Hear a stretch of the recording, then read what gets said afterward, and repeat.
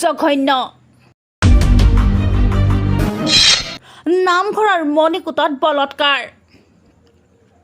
সত্য উদ্ধাৰ নামঘৰীয়াই বলৎকাৰ কৰিলে 11 বছৰীয়া কণমানিক এই ঘটনা সংঘটিত হৈছে লখিমপুৰৰ নাওবৈচাৰ গেন্ধালিত এই জঘন্য ঘটনা নামঘৰৰ কাষত এৰাল দিয়া ছাগলী আনিবলৈ যোৱা কণমানিক ধৰ্ষণ সন্ধিয়া নামঘৰৰ মণিকূটলৈ ফুচলাই নি বলপূৰ্বক বলৎকাৰ নামঘৰীয়াৰ স্থানীয় লোকে অসংযত অৱস্থাত মণিকূটৰ ভিতৰত হাতে লোতে ধৰা দুয়োকে যোৱা 14 জুলাইতে সংঘটিত হয় এই ঘৃণনীয় ঘটনা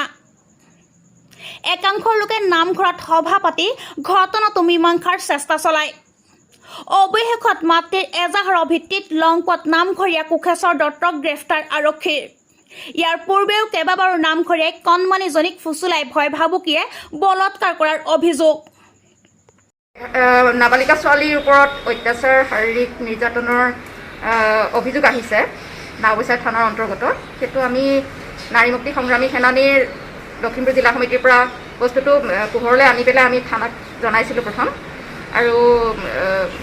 পুলিচে বহুত ধুনীয়া ষ্টেপ লৈছে কম সময়ৰ ভিতৰত তেখেতসকলে পদক্ষেপ গ্ৰহণ কৰিছে তাৰ বাবে আমি অসম পুলিচক ধন্যবাদ জনাইছোঁ আৰু এই গোটেই ঘটনাটো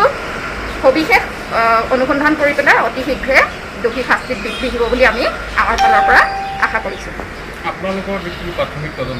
গম পোৱা মতে ছোৱালীজনী ছাগলী আনিবলৈ যাওঁতে নামঘৰৰ মণিকূটৰ ভিতৰত ফুচুলাই পেলাই লৈ গৈছে এবাৰ দুবাৰ নহয় মুঠতে আগতো হৈছে 7 বাৰ ছোৱালীজনীৰ ওপৰত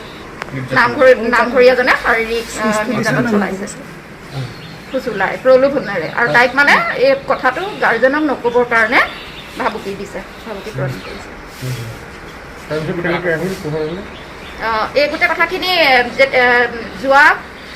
5 দিনৰ আগতে যেতিয়া তাই গৈছিলে সেই একেটা ঘটনা যেতিয়া পুনৰাবৃত্তি হৈছে মানে নামঘৰীয়াজনে তাইক মণিকূটৰ ভিতৰলৈ নি পেলাই শাৰীৰিকভাৱে এনেকৈ অপদস্থ কৰিবলৈ লৈছে ঠিক তেনেকুৱা সময়তে ওচৰ চুবুৰীয়া এগৰাকী মহিলাই দেখে আৰু সেই মহিলাগৰাকীয়ে গৈ পেলাই তেওঁলোকক হাতে ধৰা পেলাই তাত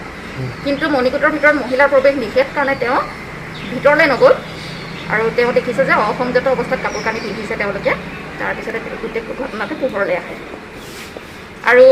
তেওঁলোকে তেতিয়া নামঘৰ কমিটিক অৱগত কৰে গাৰ্জেনে নামঘৰ কমিটিক অৱগত কৰাৰ পিছত নামঘৰ কমিটিয়ে এই গোটেই বিষয়টো মানে তেওঁলোকৰ সভা সমিতি পাতি পেলাই 3 দিন সময়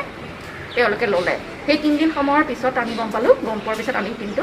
প্ৰশাসনৰ ওচৰলৈ লৈ গ'লোঁ আমি বিচাৰোঁ যে অতি শীঘ্ৰে ঘটনাটোৰ উচিত তদন্ত হওক আৰু সঁচা মিছা নিৰ্ণয় হওক আৰু দোষীয়ে শাস্তি পাওক লখিমপুৰৰ পৰা বিশেষ সংবাদদাতা ৰিপৰ্ট দা চামিনি 24